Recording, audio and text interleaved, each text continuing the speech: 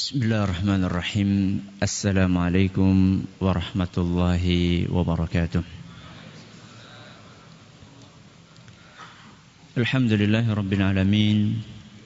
Wabihi nasta'inu ala umuri dunya waddin. Wa sallallahu ala nabiyyina Muhammadin wa ala alihi wa sahbihi ajma'in. Amma ba'd. Kita panjatkan puji dan puji syukur kehadirat Allah tabaraka wa ta'ala. Pada kesempatan malam yang berbahagia kali ini, kita masih kembali diberi kekuatan, kesehatan, hidayah serta taufik dari Allah Jalla wa'ala, sehingga kita bisa kembali menghadiri pengajian rutin tafsir kita ini di Masjid Agung Darussalam Purbalingga. Kita berharap semoga Allah Tabaraka wa Ta'ala berkenan untuk melimpahkan kepada kita semuanya ilmu yang bermanfaat, sehingga bisa kita amalkan sebagai bekal untuk menghadap kepada Allah Jalla wa'ala. Amin ya Rabbal Alamin. Salat dan salam semoga senantiasa tercurahkan kepada junjungan kita Nabi besar Muhammad sallallahu alaihi wasallam, kepada keluarganya, sahabatnya, serta umatnya yang setia mengikuti tuntunannya hingga akhir nanti. Sebelum kita memasuki materi kajian tafsir kita hari ini, seperti biasanya kita akan bersama membaca surat yang mulia ini, yaitu surat Alam Nashrah, untuk mengulangi hafalan kita bersama, dan juga mungkin ada beberapa bacaan yang kurang pas bisa kita perbaiki bersama-sama. A'udzu billahi minasy syaithanir rajim.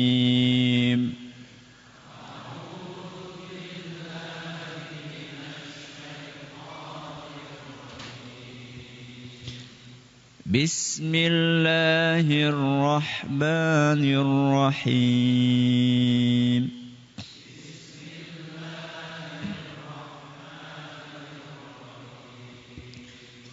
Alam nashrah laka sadrak wa wada'na 'anka wizrak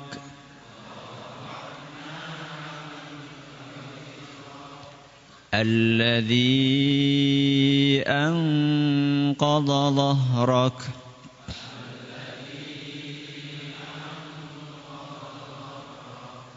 wa rafa'na laka dhikrak fa inna ma'al usri yusra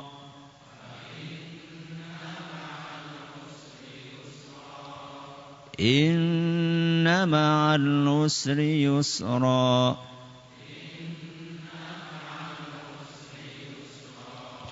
فإذا فرغت فانصب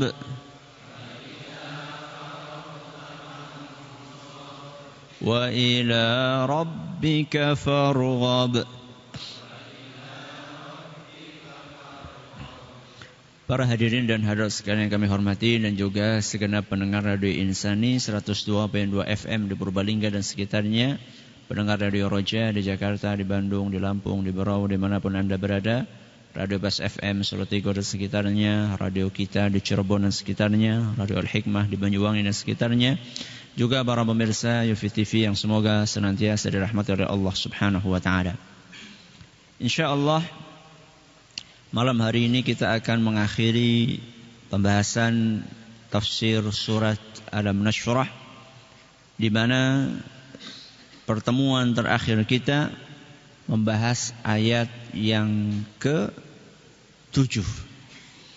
Berarti sekarang kita akan mengkaji ayat yang terakhir, yaitu ayat yang ke-8, yang bunyinya wa ila rabbika farghab, dan hanya kepada Rabbmu lah hendaknya kalian itu berharap.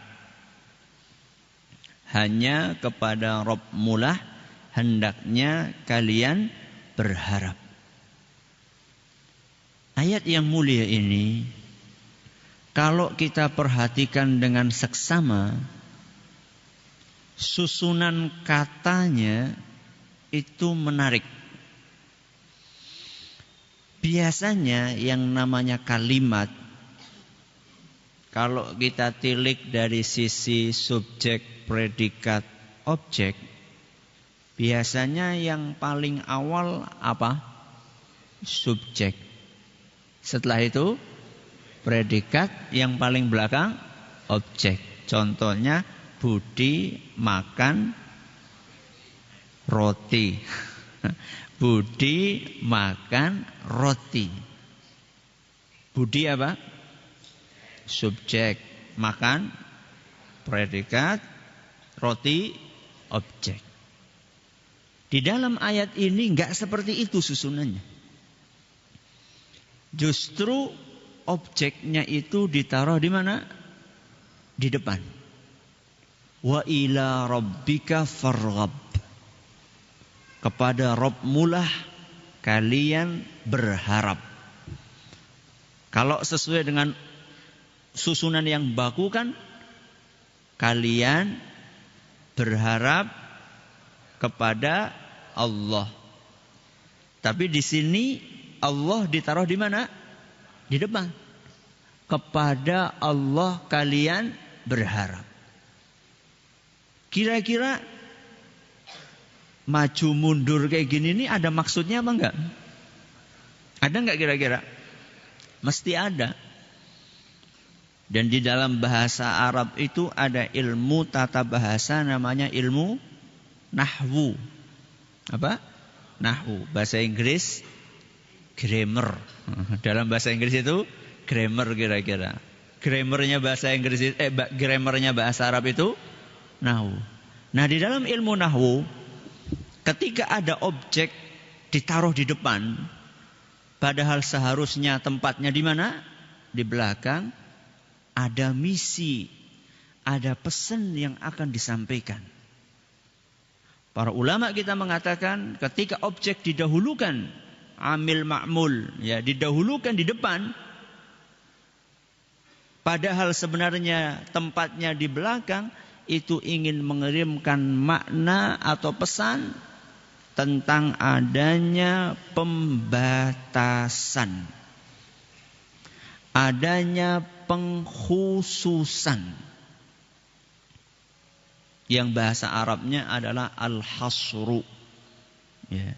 Maksudnya bagaimana Ustaz? Kalau diterjemahkan, terjemahan yang benar, wa ila rabbika farghab, terjemahan yang benar itu hanya kepada Allah sajalah hendaknya kalian berharap.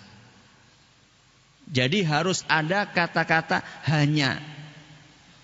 Berharap itu dibatasi hanya kepada siapa? Allah. Itulah makna pembatasan. Sehingga kalau ada orang yang berharap kepada Allah, gak tepat menurut ayat ini. Karena ayat ini memerintahkan kita berharap hanya kepada Allah. Berarti satu-satunya tempat kita berharap seharusnya Allah.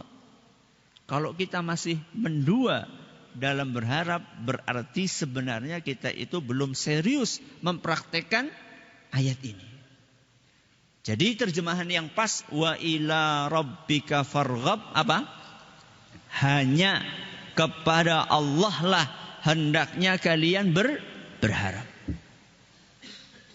Ini mirip kayak surat Al-Fatihah ayat ke-5. Apa bunyinya? Iyyaka na'budu wa iyyaka nasta'in. Apa terjemahannya? Hanya kepadamu kami beribadah dan hanya kepadamu kami minta tolong. Objeknya ditaruh di depan. Dan ini menunjukkan kepada kita bahwa yang namanya belajar Al-Quran, belajar hadis Nabi SAW, belajar agama, itu sebenarnya nggak cukup hanya modalnya kamus. Modalnya apa? Kamus.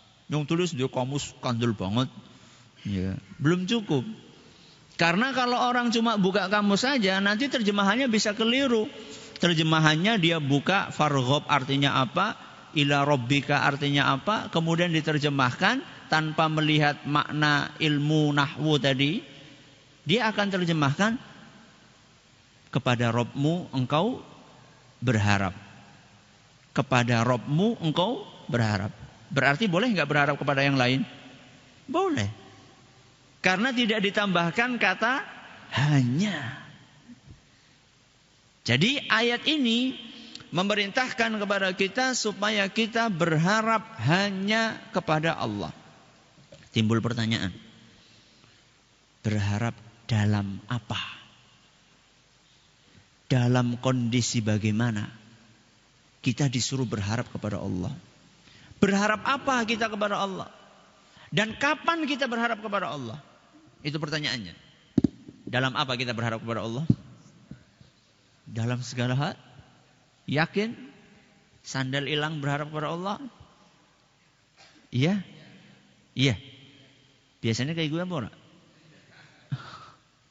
Coba, yang pernah pengalaman sandalnya hilang di Masjid Agung, angkat tangan. 1, 2, 3. Coba setelah hilang itu berdoa, ya Allah kembalikan sandal saya apa enggak? Iya, apa lapor Pak Satpam? Kalau misalnya kita betul-betul begitu kehilangan sesuatu, kita langsung berharap kepada Allah, walaupun sesuatu itu menurut kita kecil, ya, contoh sendal jepit, itu pun sudah sambungan sendalnya. Artinya hilang itu ya nothing tulus. Artinya ya ora apa-apa lah, mangsane hilang ya. Apakah kita ketika kehilangan sesuatu yang remeh kita akan berharap kepada Allah, memohon kepada Allah, atau kita memohon kepada Allahnya itu ketika kehilangan sesuatu yang mahal? Contoh kehilangan mobil. Ya, kira-kira rasanya beda enggak kehilangan mobil sama kehilangan sendal? Beda. Tapi disinilah justru ujiannya. Apakah dalam hal-hal yang kecil pun kita juga berharap kepada Allah atau tidak? Kalau tadi kita mengikuti jawaban dari jamaah sekalian, dalam hal apa kita berharap kepada Allah? Tadi katanya jawabannya dalam segala hal. Dalam kondisi apa kita berharap kepada Allah? Katanya dalam segala kondisi. Maka itu jawaban yang benar. Bahwa kita berharap kepada Allah dalam segala kondisi.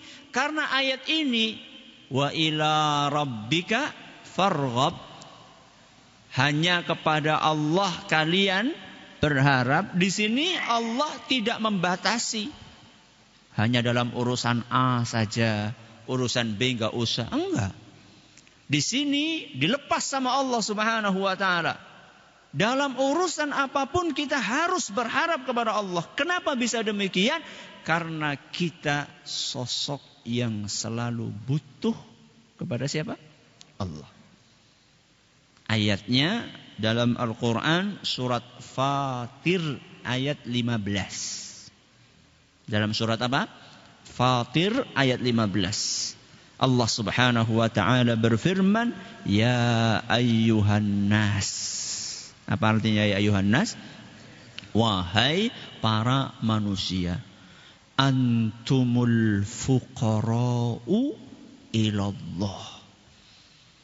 Kalianlah yang memerlukan, membutuhkan Allah.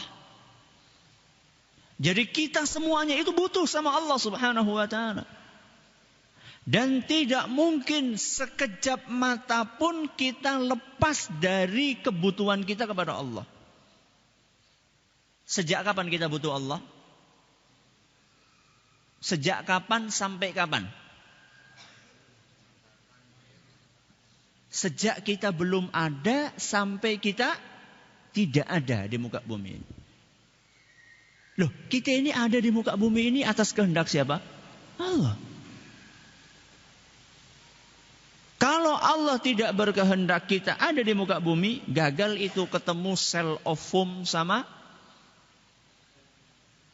sperma sama ovum. Ya. Kalau Allah berkehendak gagal itu. Nggak ada kita di muka bumi. Begitu kita lahir, kita sudah butuh Allah subhanahu wa ta'ala. Besar dikit kita butuh Allah, kita pengen bernafas, kita butuh Allah. Kita pengen melihat, kita butuh Allah subhanahu wa ta'ala. Kita pengen mendengar, kita butuh Allah subhanahu wa ta'ala. Kita pengen makan, butuh sama Allah subhanahu wa ta'ala. Bukan hanya sekedar makanan itu berada di depan muka kita saja. Sampai ketika kita akan mengangkat tangan kita, supaya tangan ini bisa ngambil makanan. Itu kita butuh Allah subhanahu wa ta'ala. Kalau Allah nggak mengizinkan, tangan ini nggak bisa bergerak. Contohnya, orang yang stroke. Kita tangan ini bergerak, ngambil. Setelah itu tangan ini diangkat, masuk ke mulut. Apakah setiap sesuatu yang masuk ke mulut bisa langsung masuk ke perut?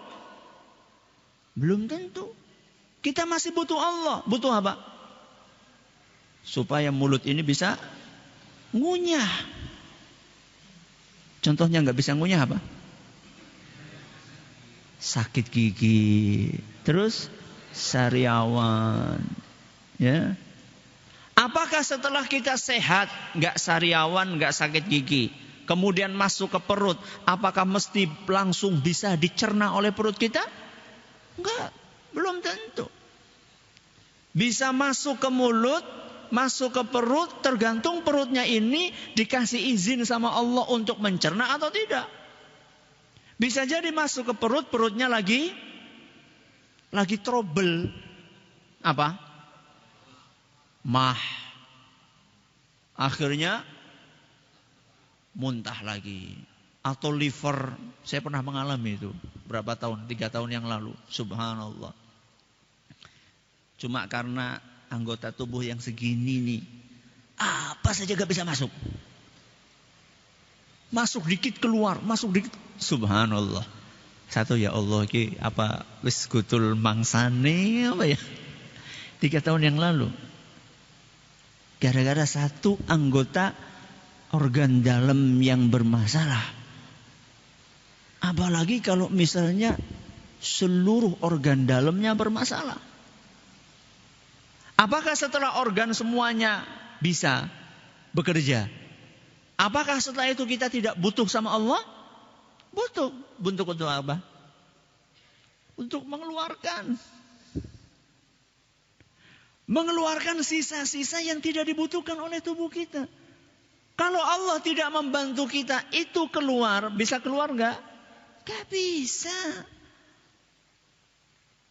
Harus operasi.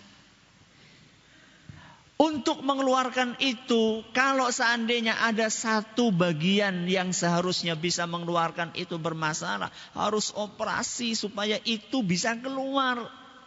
Bukan hanya keluar yang padat saja, yang gas pun. Itu kalau nggak dapat izin dari Allah nggak bisa keluar. Rasanya gimana kalau nggak bisa keluar? Inna lillahi wa inna ilaihi raji'un. Berapa untuk mengeluarkan itu? Berapa? Yang pernah operasi?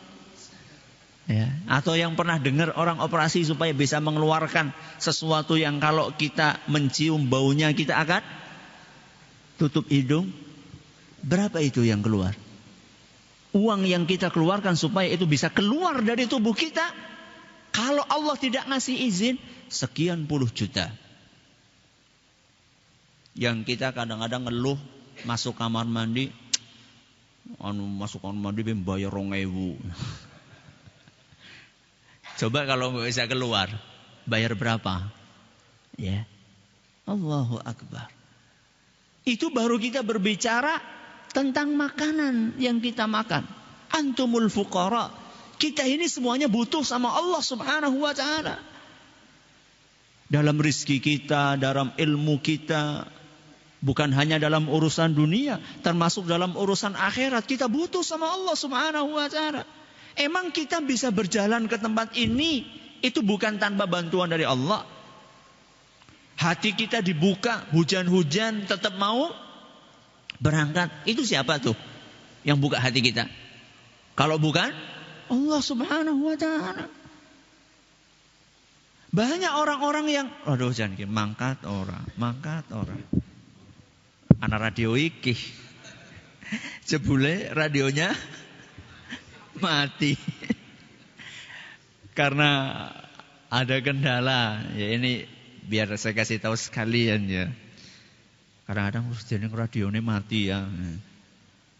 Ya panjenengan kalau misalnya kita lagi masa-masa seperti ini, hujan, ada kilat, ada petir, itu resikonya besar.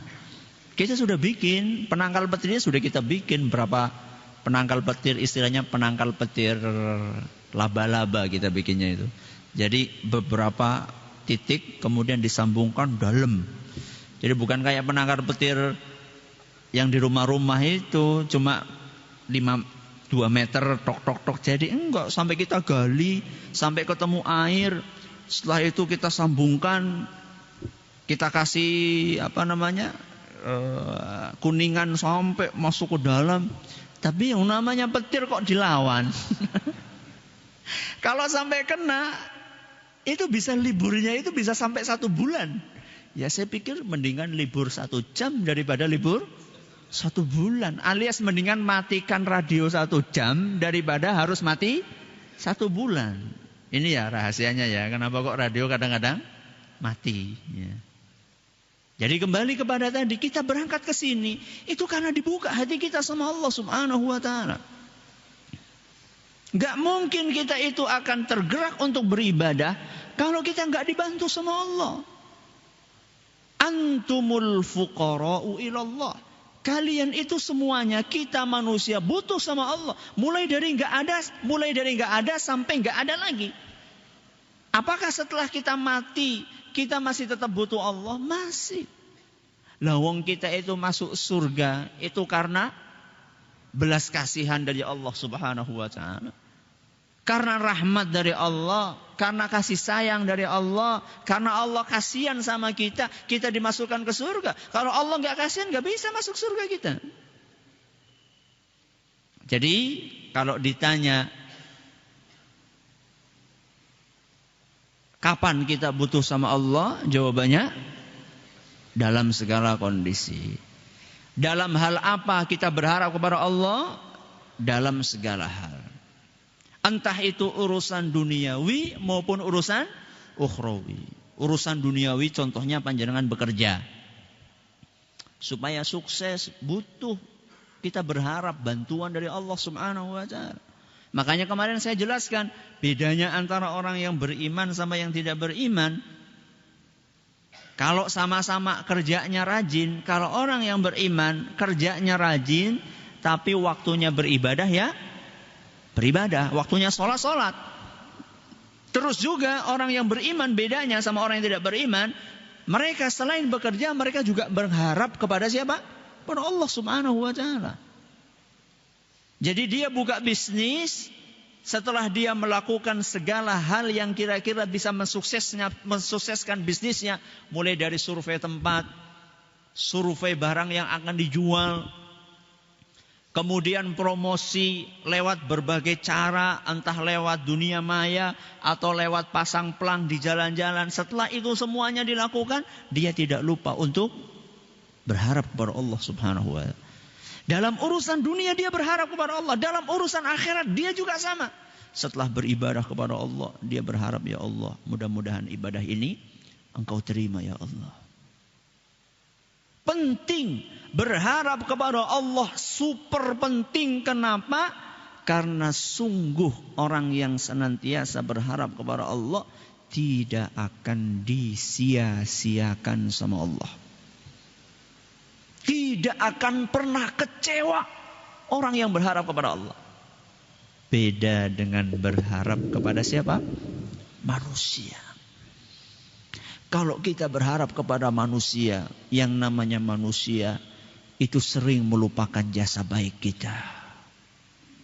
Ya, bekerja sudah sekian puluh tahun kepada seseorang di sebuah perusahaan, sudah berusaha sebaik-baiknya melaksanakan pekerjaan yang ditugaskan.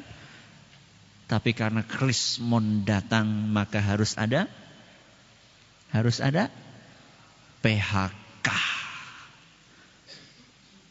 Itu kalau kita berharap sama manusia, kecewa kita. Tapi kalau berharap kepada Allah, tidak mungkin kecewa. Dalam surat Yusuf ayat 90. Ya. Ini penting ketika saya sebutkan nama suratnya. Nanti kita akan jelaskan pentingnya di mana.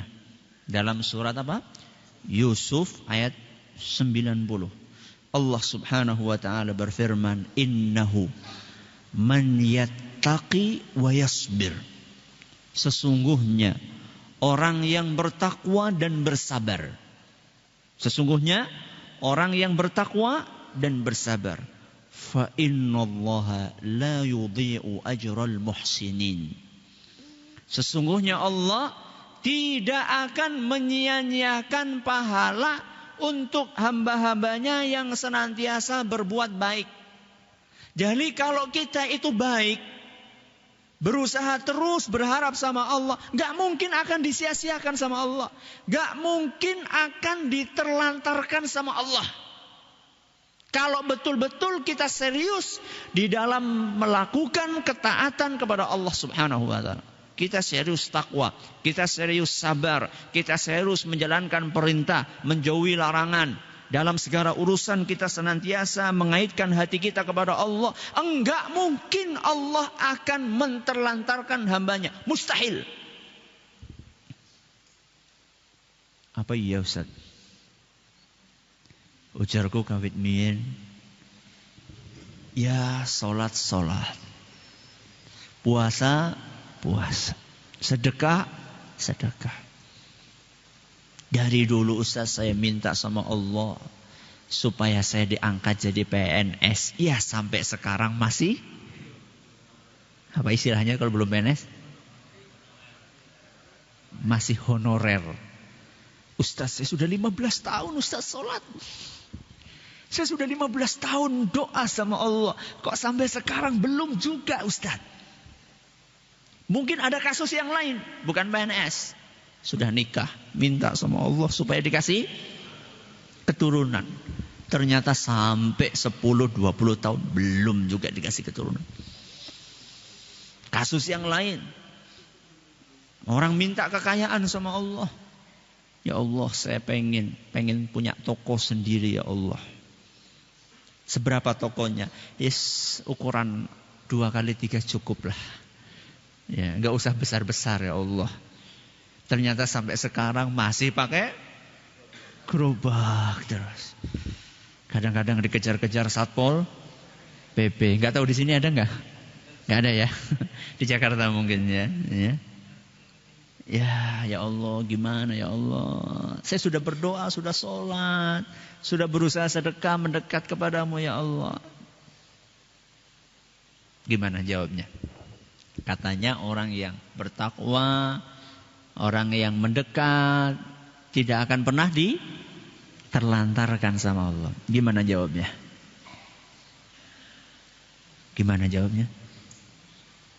Ini realita atau tidak? Realita. Begini, jamaah sekalian kami hormati. Allah itu kadang-kadang punya rencana. Yang karena otak kita ini terbatas, kita itu belum bisa memahami rencana Allah Subhanahu wa taala. Contoh yang paling mudah, tadi yang saya katakan ayat barang siapa yang bertakwa dan bersabar, sungguh Allah tidak akan menyia-nyiakan orang-orang yang berbuat baik. Tadi dalam surat apa tadi? Yusuf. Ternyata kisahnya Nabi Yusuf mulai dari dimasukkan oleh siapa? Saudara-saudaranya kemana? Ke sumur. Kemudian dijual. Kemudian difitnah. Sampai akhirnya masuk kemana? Ke penjara. Menarik untuk kita cermati. Nabi Yusuf ketika di penjara, ada enggak penghuni penjara selain beliau? Ada.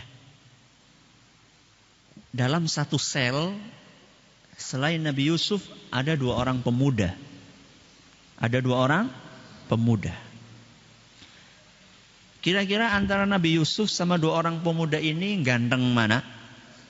Gak ada apa-apanya. Ganteng Nabi Yusuf. Pintar mana? Nabi Yusuf. Soleh mana? Nabi Yusuf. Imannya tinggi mana? Nabi Yusuf. Tapi yang keluar penjara dulu siapa? Nabi Yusuf dulu atau 2 pemuda tadi? 2 pemuda tadi. Kurang apa Nabi Yusuf? Kurang ganteng? Paling ganteng. Kurang iman? Paling iman. Kurang baik? Paling baik. Yang keluar penjara duluan 2 pemuda tadi. Tapi lihat, 2 pemuda itu keluar untuk jadi apa? Satunya jadi budak.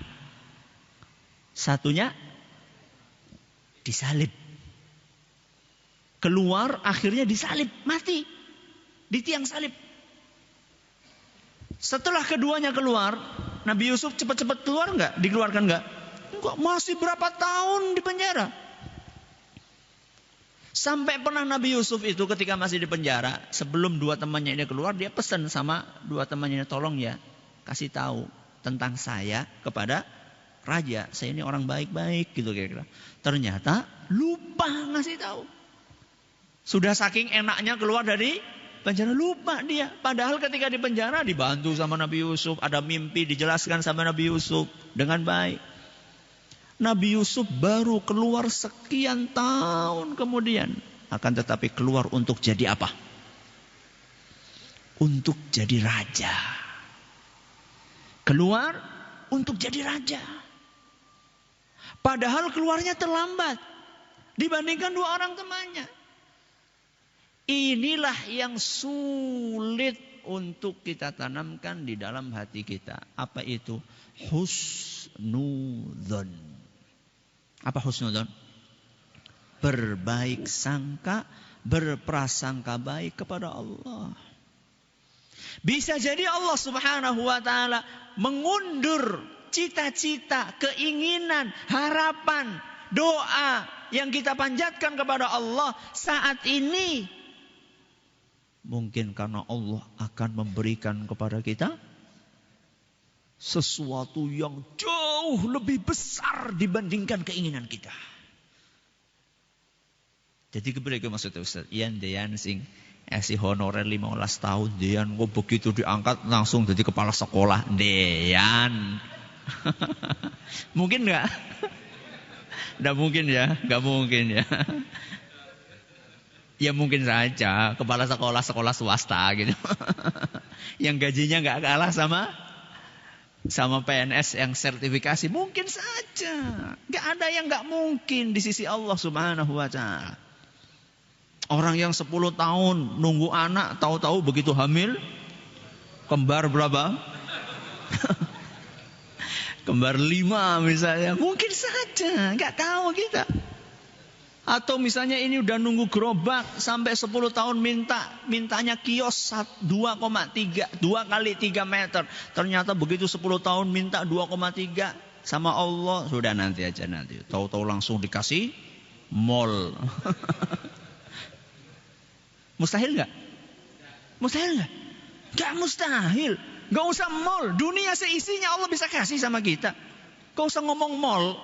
Mall itu seabanya itu. Ya, sekukunya, seujung kukunya dunia seisinya. Yang penting kita ini mau istiqomah atau tidak, gitu kan. Kita ini mau berharap sama Allah atau tidak. Inilah yang seharusnya kita tumbuhkan di dalam hati kita. Ketika kita berharap sama Allah dalam segala urusan,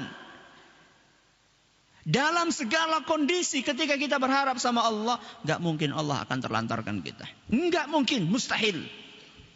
Cuman bicara masalah waktu saja. Bicara masalah waktu. Apakah Allah akan segera atau Allah akan undur. Kalaupun Allah undur, pasti Allah punya maksud. Pasti Allah punya hikmah di balik itu semua. Kalaupun ternyata sampai meninggal dunia, cita-citanya nggak tercapai misalnya. Pengen punya kios 2 kali 3 meter sampai meninggal. Boro-boro kios, boro-boro mall.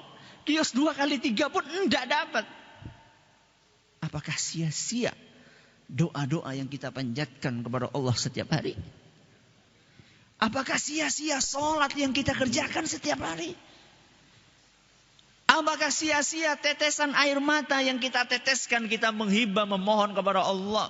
Tirakat kita, mujahadah kita, duduk bersimpuhnya kita ke hadapan Allah, zikir kita. Apakah sia-sia nanti di hari kiamat? Enggak. Bahkan apa yang Allah sediakan di hari kiamat jauh lebih besar dibandingkan kios berapa tadi? 2 kali 3 meter. Gak ada apa-apanya. Ya, dibandingkan surga yang lebih luas dari langit dan bumi. Wasari'u ila maghfiratin min rabbikum wa jannatin arduhas samawati wal ard. Wasari'u ila maghfiratin min rabbikum. Bersegeralah kalian untuk meminta ampun kepada Allah. Wa jannatin, dan kejarlah surga. Arduhas samawati wal ard. Kejarlah surga yang luasnya melebihi luasnya langit dan bumi. Jadi kita berharap kepada Allah dalam segala kondisi. Termasuk kondisi ketika kita senang ataupun ketika kita sedang susah. Jadi senang kita berharap sama Allah, susah kita berharap sama Allah. Berharap apa Ustaz ketika kita senang? Dan berharap apa ketika kita susah? Ketika kita senang kita berharap kepada Allah agar Allah bisa membantu kita bisa apa? Syukur. Jadi tetap kita wa ila rabbika farghab, kepada Allah hendaknya kalian, hanya kepada Allah hendaklah kalian berharap dalam segala kondisi. Ketika senang kita berharap kepada Allah, berharap supaya bisa syukur sama Allah Subhanahu wa taala. Jangan sampai ketika kita senang kita jadi lupa sama Allah. Ada enggak? Banyak. Dan itu bisa jadi juga hikmahnya. Kita enggak dikasih mall. Bisa jadi hikmahnya kalau dikasih mall kemudian jadi lupa sama Allah. Kalau pakai gerobak kan waktunya azan gerobaknya dibawa ke masjid, ya. Kalau sudah punya mall, ya ada orang-orang yang tetap bisa ke masjid walaupun punya harta yang luar biasa. Di Saudi ada contohnya. Orang punya, subhanallah ya, hartanya nggak ada contoh, kayak tisu gitu. Dicukut ngisore ana maning, cukut ngisore ana maning. Duitnya kayak apa? Kayak tisu. Orang yang punya bank, tapi ini bank yang syar'i ya, punya bank terbesar di Saudi. Kelambine gue ya kayak kelambi pegawai biasa. Gak pernah ketinggalan soft pertama. Usianya sudah 70-60 tahun. Kalau bangun masjid, sudah berapa yang dibangun sama beliau? Kalau sudah bangun masjid, semuanya dari A sampai Z, maaf, saya pengen bangun sendiri. Kalau ada yang nyumbang paku satu saja, maaf, jangan. Semuanya saya pengen bangun. Kalau bangun masjid itu ya kira-kira ya segini-ginian lah kira-kira bangunnya. Orang paling kaya, termasuk yang paling kaya, bukan paling kaya, termasuk yang paling kaya. Ya, mungkin top 10-nya miliarder Saudi. Kalau yang namanya sholat nggak pernah ketinggalan saf pertama. Nang Indonesia kayak gue. Jadi ketika senang kita tetap berharap sama Allah. Ketika susah juga berharap sama Allah. Berharap apa Ustadz ketika susah? Berharap supaya bisa sabar. Karena tidak sedikit orang yang ketika susah dia nggak bisa sabar. Akhirnya keluar kata-kata yang tidak sopan. Ya, keluar celaan kepada Allah. Kayak tadi contohnya tadi. Ya Allah, saya ini dulu mereman. Mereman itu menjadi apa? Preman. Ketika saya jadi preman, rezekinya lancar. Ketika sudah sholat, malah rezekinya seret. Apa kira-kira kudu mereman maning? Itu ada itu obrolan seperti itu.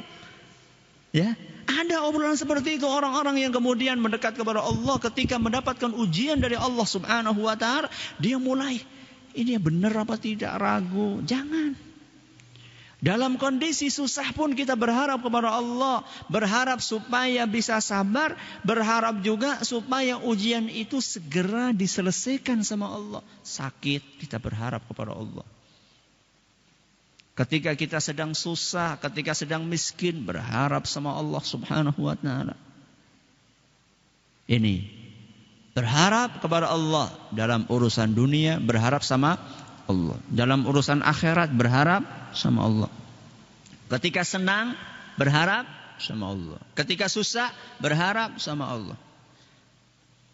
Ketika beramal berharap sama Allah. Sebelum beramal berharap kepada Allah. Ketika beramal berharap kepada Allah. Sesudah beramal berharap kepada Allah. Sebelum beramal Ustaz, buat apa kita berharap kepada Allah? Supaya Allah membantu kita bisa beramal. Sebelum kita sedekah kita berharap, ya Allah berilah saya kekuatan untuk mengkikis sifat pelit yang ada dalam hati saya. Ada nggak godaan ketika mau sedekah? Oh, no. Sering saya sampaikan tadi, ketika tangan masuk ke kantong, yang keluar yang warnanya apa? Merah, itu mulai itu. Ya Allah, kesing metu sing apa? Ora sing metu sing abu-abu, ya. Kita sebelum beramal itu minta sama Allah, ya Allah bantu saya bisa beramal. Ketika pergi ke masjid ngaji, ya Allah bantu saya bisa beramal dengan baik, ngaji dengan baik. Kadang-kadang sampai ke masjid ada saja godaannya, sing ngantuk, ya, sing anak rewel, ya. Yang anak ngompolnya mungkin nggak cuma satu tempat, sudah ngompol terus. Lari-lari, ya Allah, Masya Allah. Lari-lari ini orang nang lantai, lari-lari nang karpet jajal, melayu kang nganah nganti ngene. Waduh, kepriwe ini. Kira-kira pekan depan masih ngaji lagi enggak? Itu di situ ujiannya. Kita berharap kepada Allah sebelum beramal, ya Allah bantu saya dalam beramal supaya saya bisa mudah ketika beramal. Saat beramal kita tetap berharap kepada Allah, ya Allah saya bisa ikhlas ya Allah dalam beramal.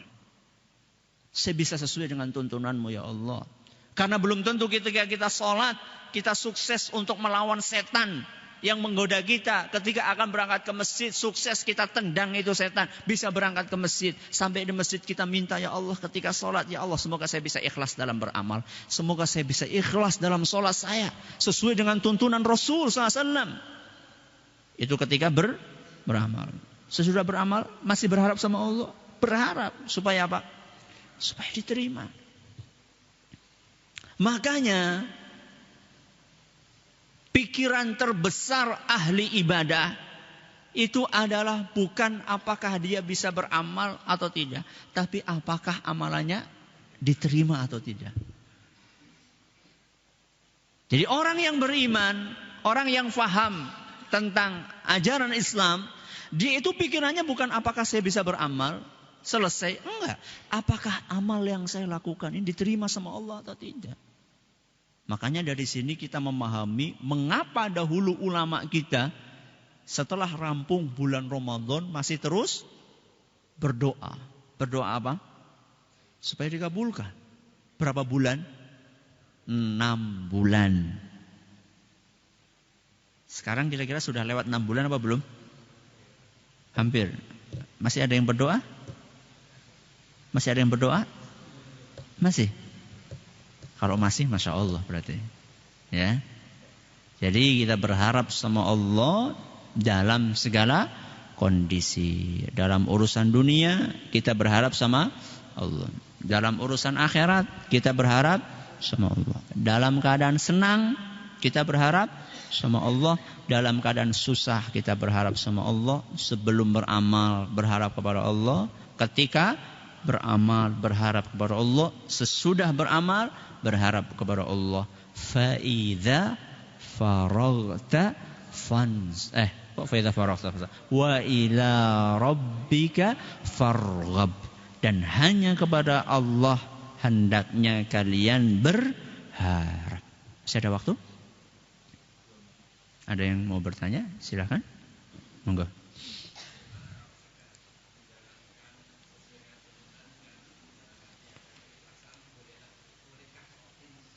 Ya. Boleh enggak kalau kita sudah berusaha ikhlas, berusaha sesuai tuntunan, optimis boleh atau tidak? Boleh.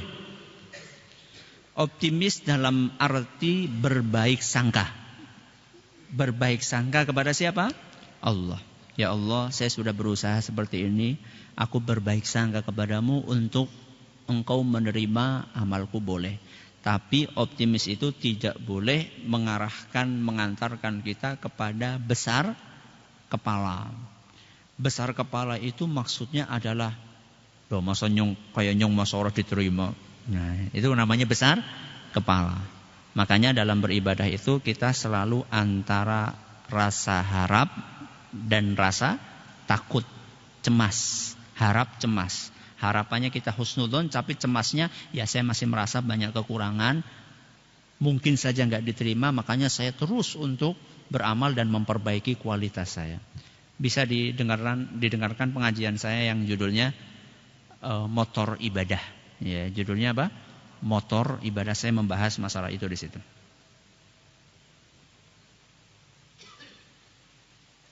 Ini sama pertanyaannya, Ustaz, kadang saya ragu amalan saya diterima atau tidak. Bagaimana caranya supaya kita yakin amalan kita diterima? Apakah ciri-cirinya kalau amalan kita diterima? Ya kita yakin sulit. Kita hanya bisa berbaik sangka, berprasangka baik kepada Allah. Semoga amalan saya diterima. Ciri-cirinya kalau diterima atau tidak, menghasilkan amal soleh berikutnya. Menghasilkan amal soleh berikutnya. Jadi kalau misalnya kita beramal, cirinya diterima, akan mendorong kita supaya beramal lagi. Contohnya puasa Ramadan. Puasa Ramadan cirinya diterima, akan terpacu untuk puasa 6 hari di bulan Syawal. Setelah lewat puasa 6 hari bulan Syawal, terpacu untuk puasa Senin Kemis. Terus begitu. Jadi cirinya amalan diterima itu cuma ciri ya. Kita nggak bisa memastikan cirinya saja, tanda-tandanya saja adalah kita akan terpacu untuk menjalankan amal soleh berikutnya.